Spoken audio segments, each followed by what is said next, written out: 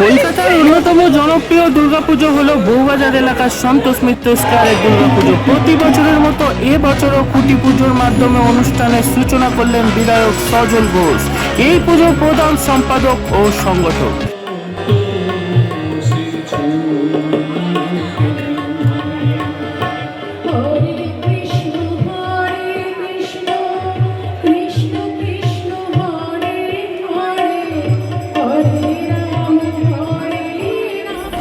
এর আগে 2023 সালে অযোধ্যার রাম মন্দির এবং পরবর্তীতে জম্মু কাশ্মীরের পহেলগাঁওর ভয়াবহ জঙ্গি হামলায় ভারতীয় সেনার বীরত্বকে কেন্দ্র করে অপারেশন সিঁদুর থিমের মাধ্যমে মণ্ডপ সেজে উঠেছিল। তিনি আমাদের এও জানান, পরিষ্কার করে বলে যেতে চাই যে বিভিন্ন দুর্গা মণ্ডপে আমরা দেখতে পাই মায়ের যে রূপ দেখানো হয় সেটা আদি সনাতনী রূপ নয়।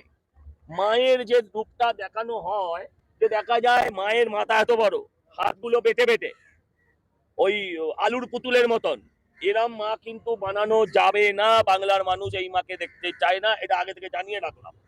এটা বাকি পুজো কমিটি গুলোকেও আমি অনুরোধ করব, যদি না হয় তাহলে কিন্তু বাংলার মানুষ সেখানে দাঁড়িয়ে বিক্ষোভ করবে, সেই বিক্ষোভে আমিও থাকবো।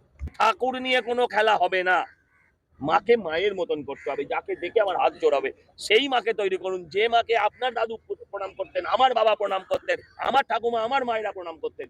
আপনারা শিল্প নৈপুণ্য দেখান, শিল্পীর পারদর্শিতা অন্য জায়গায়, কিন্তু দেবীর আসনে দেবীকেই বসাতে হবে, সেখানে কোনো পুতুল বসানো যাবে না। এই ব্যাপারে একজন সনাতনী হিসেবে আমি অত্যন্ত স্ট্রিক্ট ভাবে এটা পরিষ্কার বলছি। যা চমকানো থাকবে তাতে চোখ ঝলসাবে, চমকে যাবে, শুধু চোখ না পিলেও। আমি আপনাকে বলছি, দেখাবো। আমি যখন বিজেপি ছিলামও না, আমিও তখনও টাকা নিইনি। টাকা যদি এই সরকার দেয় তাহলেও নেব, এবং আমি সেটার বিরোধিতাই করব। আমার বিশ্বাস এই সরকার ওই ক্লাব ধরে ধরে টাকা দেবে না। আরে যে ক্লাবের বাজেট 5 কোটি, 3 কোটি, 2 কোটি, সেই ক্লাবকে 1 লাখ টাকা দেওয়ার যুক্তি। হ্যাঁ, কিছু গ্রাম্য পুজো, আমি এখনো জানি না সেটা সরকার কিভাবে সিদ্ধান্ত নেবেন।